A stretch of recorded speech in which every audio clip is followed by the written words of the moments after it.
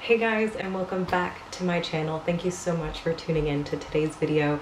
Today I wanted to take the time to talk about something that has been on my heart and sitting on my chest for a little bit, which is basically giving you an overview of my mental health story or my mental health journey dealing with anxiety, depression, and OCD, because that is really the reason why I post on Instagram about my workouts and how I'm feeling and meditation, journaling, and all that stuff, but also mainly the reason why I started this YouTube channel, which is to connect with people who may be going through the same things and maybe just looking to feel a little bit less alone. I know that when I was dealing with like the depths of my anxiety, depression, and OCD, I was desperately looking for answers. I was desperately looking for people who were feeling the same way I was feeling and relating to them, getting, more information on what they were going through and potentially relating it back to me. And this was obviously before I even went to go see a therapist, which I know a lot of people don't want to go see a therapist and talk about their things for good reason, girl. It's hard. Trust me, I know. But I just wanted to come out here and give a little bit of an understanding of where I was, my journey, and where I'm at now, and a little bit of tips and tricks that I have learned along the way, and what I'm doing currently to kind of deal with my anxiety and so on and so forth in my daily life, because it is honestly something that I deal with every single day. I'm a very anxious little bean, but I'm getting better at it. It's been a long journey, but like I said, I am getting better, and I am trying to remind myself that this is a work in progress. I may never be rid of anxiety, but I definitely have more tools now than I did when it was really starting 3 years ago. So yes, without further ado, if you have not already subscribed, please subscribe to see more videos. I'm gonna try to come up with a schedule to be more regular on this channel, but subscribe so that you don't miss anything. Okie doke. So forgive me if I'm looking down here. It's just because I wrote some notes, because this is a lot that was on my mind when I was thinking about uploading this video, and I just wanted to make sure that I kind of stayed on track or had some kind of theme or questions that I were answering rather than just talking about my whole life. So the first thing that I wanted to talk about is, when did I start noticing that I was feeling anxious and that things were going on that I did not notice perhaps before. So I just want to begin with saying that going way back, I have always been like an anxious or worrier child. I don't know if you've heard of that term before, but I was the worry child. I would freak out and worry about just about anything. And I remember before my dad passed, throughout my whole childhood, he would always tell me, you're gonna hurt yourself by how much you worry. And I used to, laugh and not think that it was that serious, but it's true. I constantly would worry, and then later on in my life it started to really become a problem for me, and it was hurting me. So just as like a precursor, I've always been a worry child. That might not be you, but for me that was always the case. However, I was also an extremely active child. I was blessed to have a mom who knew the importance of staying active and doing sports, and I think she just wanted us to have a well-grounded background and things to do, because we lost my dad super young. I think she wanted us to stay preoccupied a little bit and cope with things in a healthy manner. So I was a part of a martial arts club, or maybe not club, I would say more so studio, because I trained with the same people for over 10 years. And I started that when I was 8. And yeah, I trained about, let's say, maybe not 10 years. I stopped before. I would say I trained for a solid 6 to 7 years. So growing up, martial arts, specifically Taekwondo, is what I did. And your girl is a black belt. But as I was doing this activity all the time and doing other activities like dancing and being part of school clubs and just hanging out with friends, I was always a social butterfly. I guess I kind of hid the anxiety or the constant worrying because I was so preoccupied with things constantly. So I guess my coping strategy or my coping mechanism was to distract myself with just being busy. So because I was so busy, I was not, so in my head, which was good. And that was great throughout all of high school. I was busy. If you went to an American high school, American public high school, you know that things can be tough. But I was always pretty active and busy. So I guess my worrying was covered by that. But then I moved to Montreal, where I currently am, for my undergrad when I was 18. So right after my senior year, your girl got on a plane and moved to Montreal, and then had to create a whole new, you know, environment for myself. Friends, what you would call like family here, because I didn't have any family. I literally moved by myself. My choice, but I had to start over. And then I started to like, because I was so idle, I started to like get that anxious, constant worrying bug again. Like I would constantly be worrying about things, specifically like, am I sociable enough? Do people like me? How do I look? Do I look good enough? Am I getting the best grades? Is this something I want to do? Do I even want to be in school right now? I was starting to constantly worry about things. And then it subsided a little bit. And then it really came full-fledged my second year of university. And in my second year of university, I met my wonderful boyfriend, Jeremy. And that is when things were great, but I started to see a shift in my mental health. And I would say, in my second year, you know, school gets a little bit more tough. There was a little bit more demand of me. I was also working part-time, so being in school full-time, working part-time, I was really just, I did not have a routine, or I don't want to say that I didn't have a routine, but I didn't have the proper coping mechanisms to deal with that kind of stress of being in school, of also having a job, having a new relationship, having these friends now, and how to deal with it. So I was just anxious with how to manage my time, and just anxious in general, you know, like how you would feel anxious if you are in university and dealing with a lot of stuff. But then towards the end of my second year, as I was more, you know, comfortable in my relationship, I started, and the honeymoon phase like ended in my relationship, I started to like really feel anxious, and then start questioning myself about why do I like not feel this butterfly feeling anymore? What is going on with me? What is going on with my relationship? It's supposed to look like this lovey-dovey thing, but it's not. And really just obsessing over these thoughts that I was having. And then not only was I having thoughts about my relationship, I was just having thoughts about everything obsessively. School, friends, my career, what am I gonna do? What do I wanna do in life? Does my mom love me? And then also with that last thing, does my mom love me? Just thinking about my childhood more, and thinking about the habits that I learned up until then, and then if those are things that I wanna carry with me, and just realizing that there's certain things I didn't want to carry with me. So I guess that would also just be realizing potentially childhood traumas or things that you went through. And all of that just came rushing into my mind, and I became quite literally obsessive over it, and very consumed by it, to the point that I just was not able to really get anything done. And it was quite destabilizing. I didn't know what was happening to me. Why am I constantly worrying? I can't go to sleep. When I wake up, I'm anxious all the time. My friends aren't talking to me about feeling this way. So what the fuck is going on? So that's the transition of how the anxiety like spiraled into my life. So the next thing that I wanted to talk about is what started happening. Like when I started to feel anxious, what started happening in my life. And honestly, I just started, I don't know, just not being my best self. And I think that this also originally started from the very beginning, where I started feeling a little bit anxious, or more anxious when I moved to Montreal, is just not really being true to myself.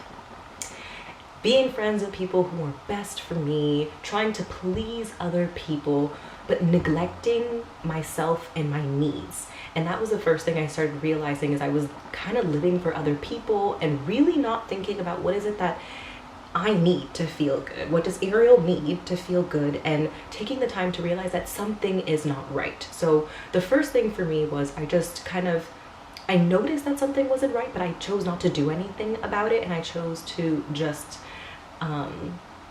involve myself in other people's lives more than myself, and that definitely caused more problems. Specifically when it came to my relationship, I was constantly worrying about my relationship and not being present in the relationship, which then causes strain on your relationship. And you know, I started to really withdrawal. I started to really withdraw from doing certain activities, watching certain things, reading certain things, because I was afraid of something triggering me. So not only was I, you know, involved in other people's lives, not taking care of myself, but I was also starting to like seriously avoid doing certain things, seeing certain things, hearing certain things, just because I could not handle how it would make me feel. I would start to get triggered, and then my brain would just start racing, and I would not know what to do. And I don't know if you are someone who's watching who deals with ROCD, or OCD, specifically relationship OCD, which ROCD.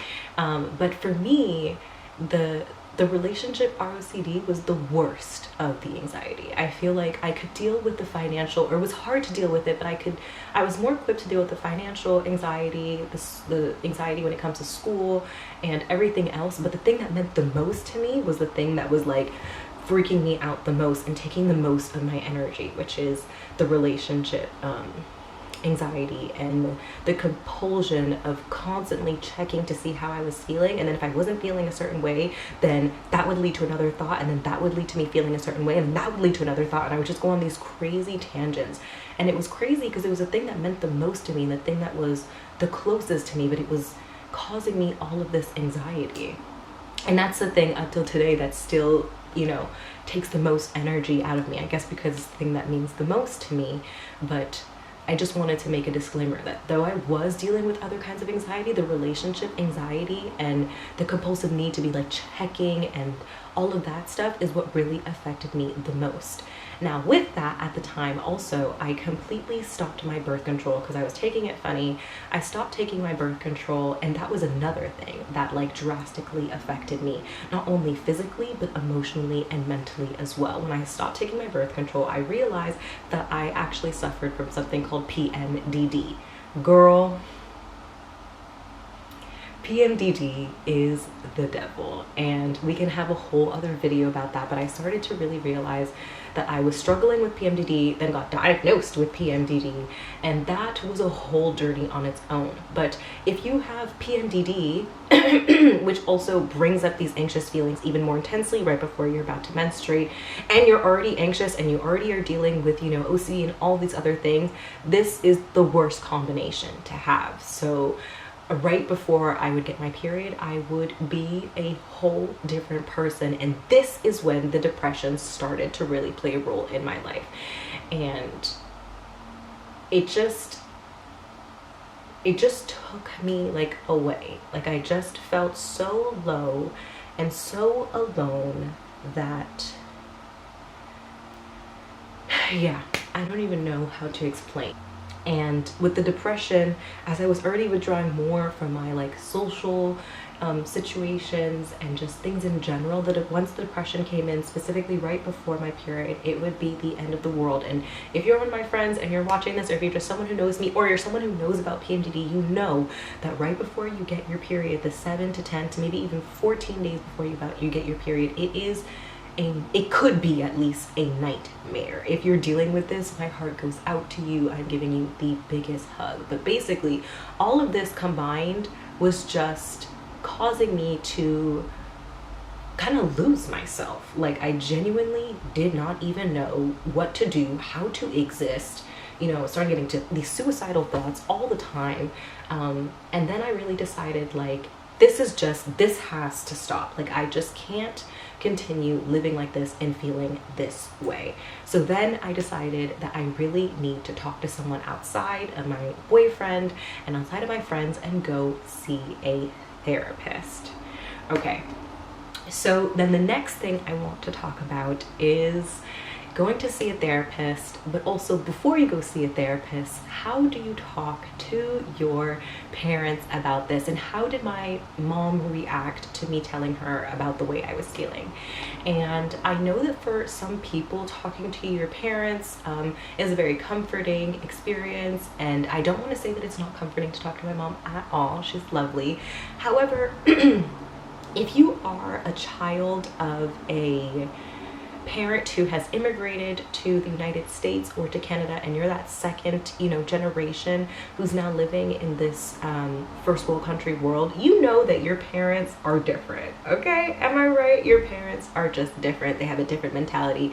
They escaped, and maybe not escape, it wasn't like that for me. For some parents it might be, but they basically got themselves out of a worse situation to come and have a new life for themselves, which they rightfully deserve for themselves and also for their kids. So their priorities and their way of thinking is just different. And so when I went to go talk to my mom about how I was feeling, to be very honest, at first she really did not know how to give me advice, how to comfort me, and what to even say. And just for general food for thought, I am half Malian and half Guyanese. So my mom is Malian and my dad was Guyanese.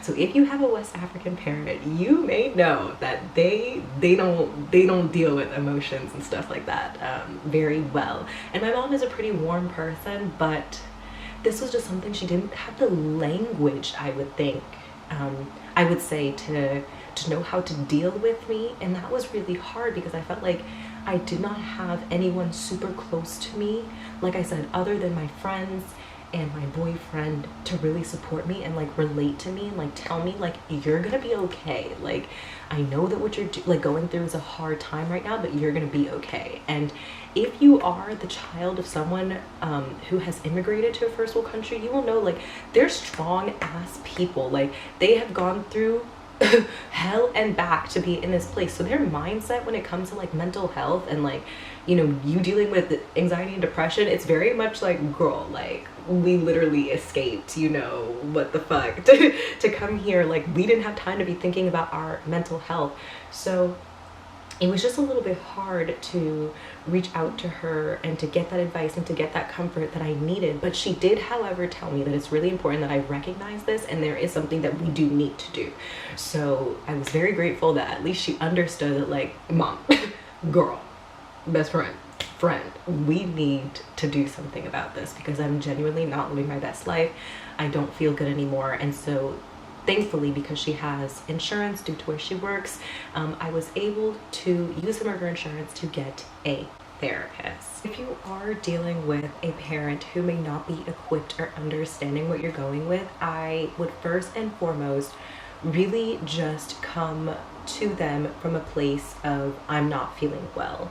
And I know that that might already be hard, but that would be my first tip. Come to them just from a place of, if they can't understand anxiety and depression, like, I'm not feeling well and I just need you to be here for me.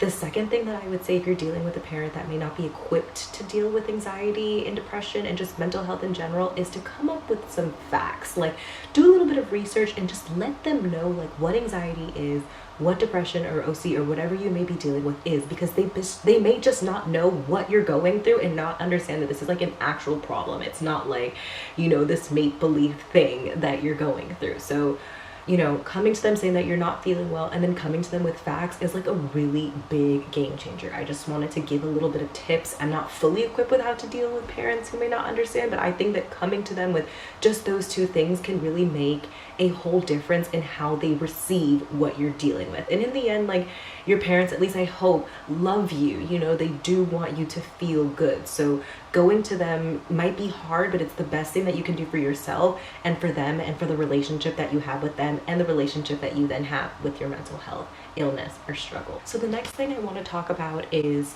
what happened once I got a therapist and how I started feeling once I got a therapist. So when I first got my therapist, I was quite nervous, and I was nervous for a couple of things, but the main thing is that my therapist is a man, and it just, at first it was like, oh, okay, like, this is new, but it definitely inside made me feel like kind of, I don't even know, it really just made me feel like different, like I didn't know, like, and like closed off and not sure, like just not sure how open I can be, you know, also because I was dealing with PMD, which has to do with like my menstrual cycle. So I was like, how am I even gonna relate to him? But he really made me feel super comfortable and super just heartwarming. My therapist, that man is the best. But he basically kind of allowed me to just disclose what I wanted to disclose and to talk about what made me feel comfortable,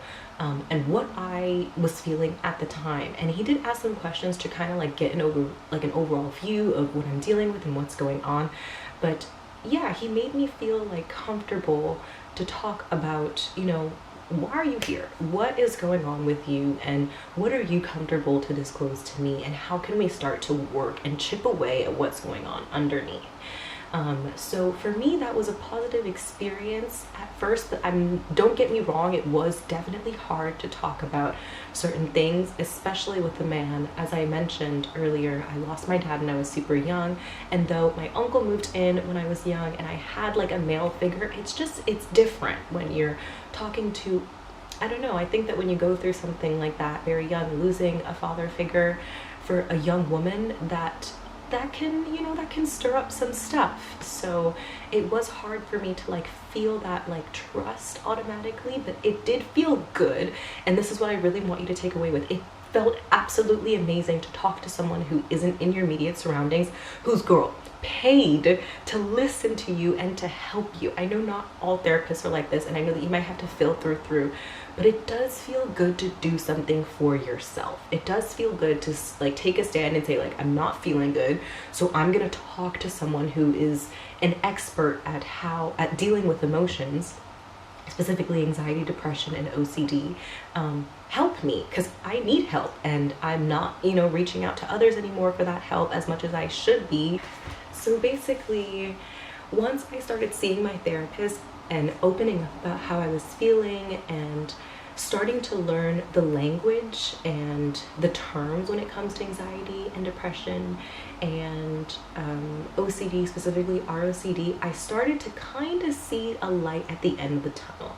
There were a lot of crying in the sessions. It was definitely not easy, but after, you know, week 2, week 3, week 4, moving on to week 8, I started to just kind of connect the dots and at least have more information as to what I'm dealing with. Because when you're dealing with anxiety and depression and OCD and it's like new for you, or it's like very strong all of a sudden, it can feel really alarming, and not having answers from like a doctor, a professional, can make you feel like you're going crazy. Like that term, like, girl, I'm going crazy, like that is how you, or at least me, that's how I felt. So having someone to talk to week after week and give me like an understanding of what I was going through and why I was going through and why it makes sense really did start to make me feel better. And along with that, my wonderful Jeremy also started to get me books about anxiety and OCD and depression. And this is what really, really, really helped me, was not only talking to a professional about it, but also doing this other work on my own to understand what's going on with me. When you're dealing with something heavy like mental health issues, especially that it's not talked about very often. I grew up in a household where we didn't really talk about mental health. So educating myself was the foundation of me starting to feel better. I don't know exactly how, but having that knowledge is power. Having that knowledge really just made me feel like, okay, like I know something, I know more about what's going on with me. I'm not going crazy. This is kind of normal if you want, and there's something that I can do to make my situation better. Because in the beginning, or at least in the midst of like that really hard period for me, I didn't know how to get better, if it was possible for me to get better, if this was it for me. So having that education and having that understanding really started to make a difference for me. And then, as I didn't mention this before at all, but another thing that I started doing in my, I would say the end of my first year, like in the middle of my first year, I would like go to the gym like maybe once or twice a week, because, you know, I was trying to at least be a little bit active. At the time, I was really trying to achieve something that wasn't really possible for me, which is to be like super skinny, like super skinny. I was always thin, but I was really trying to be super skinny, so I'd spend a long time doing cardio. And then in my second year, I kept going to the gym like here and there, but it was at the end of my second year into my third year that I really started using the gym, my lifesaver, the thing I love. And it's it's with going to therapy and also taking the time to go to the gym 5 to 6 times a week and lifting weights, not doing cardio anymore and doing something that makes me feel like shit, but lifting weights and feeling strong and feeling powerful. That feeling that I had when I was, younger and a kid and doing martial arts, that feeling of security that I got from doing something that involved me feeling stronger and powerful really started to play a role in how I was feeling. That, ladies and gentlemen, is the reason why I go to the gym and I lift, and the reason why I'm so passionate about sharing it with people, especially sharing it with women, and especially sharing it with someone who may be dealing with a mental health issue. If you're able to move, please move. It will make you feel better. Trust me on this one. So like I said, with going to therapy and going to the gym, I started to slowly but surely feel a little bit better. And as I was getting stronger in the gym, my confidence was going up. So even if I was still dealing with anxiety and depression, I kind of started to feel like, you know what? I'm strong though. Like, I'm going to the gym, I'm getting some help. I may not feel better right now, but I'm taking the steps to slowly but surely feel better. I'm reading books about it, I'm understanding more. And with that, in my sessions, I started to feel confident enough and trustworthy of the relationship that I was building with my therapist to start disclosing more and really starting to get some tips and tricks with how to deal with my anxiety and depression. So it did not happen overnight that I was just getting tons of tips. It was started with like the little ones, like, maybe you should write down how you feel, maybe talking more with your friends, coming here and talking to me, the therapist. But it's once I started really giving him more details as to what I was dealing with in my daily life, specific details and what I had gone through in the past, and I really started to get some tips and tricks with how to deal with it. And so next, going into that, I wanted to kind of talk about how I am feeling kind of now. I just finished university recently, and so from my year two, from half of my second year of university until recently, my 5th year of university and finishing, I have been going to therapy and using the gym. But there has been a significant change recently.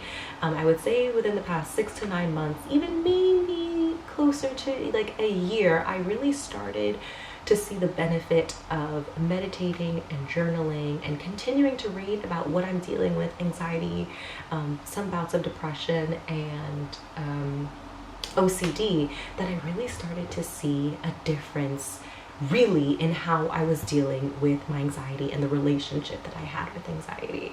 So one of the things I started to implement that my therapist told me that I should start doing is journaling, which I had already, like I said, I've done here and there, but really taking it like seriously, like waking up in the morning and writing things that I'm grateful for and giving myself the permission to feel how I was feeling, but starting to learn that I am not those thoughts. And this goes into my next thing, which is meditating. Just meditating just to recenter myself is the thing that really started to make the biggest impact in my mental health struggles. And taking the time to recenter and just acknowledge that there are thoughts going on in my head, but that I am not those thoughts, and having the awareness that I'm just the observer of those thoughts. And I did this through meditation. It was what really started to change my relationship with, oh, there goes that anxious thought again.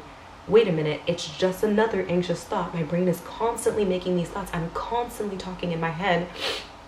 That's kind of what they're meant to do, but I'm not that. I don't have to associate with that. So as I was saying, meditating and journaling is the thing that really changed me the most, along with, like I said, going to the gym, along with being more open with my therapist and really accepting the tips that he was giving me, i.e. meditation, i.e. journaling, i.e. taking the time to acknowledge my thoughts, but let them pass through me, that I really started to see a difference. And I think that if I were to give advice to someone who is dealing with serious anxiety, the best thing that I would say to do is to just start accepting, as painful as it is, how you are feeling. It's only once you accept that it's there, but it's not gonna harm you, that fear that you're feeling is gonna go away, or at least dissipate a little bit more than it originally was.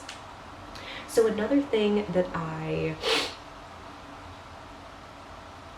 So another thing that I have been doing that has really been helping me, that kind of ties into both journaling and meditating, but it's just daily positive affirmations and constantly doing the work. And what does that mean? So constantly doing what it is to change the negative thought patterns, or the patterns that I had created when it comes to my relationship to anxiety, when it comes to feeling depression, when it comes to having, the compulsion of having to check my feelings and, follow my anxious thoughts bit after bit and think that it means something to me, think that it means that something's wrong with me, fall into this, fear, rabbit hole, is to really to be my best cheerleader, acknowledging that that's how you're feeling.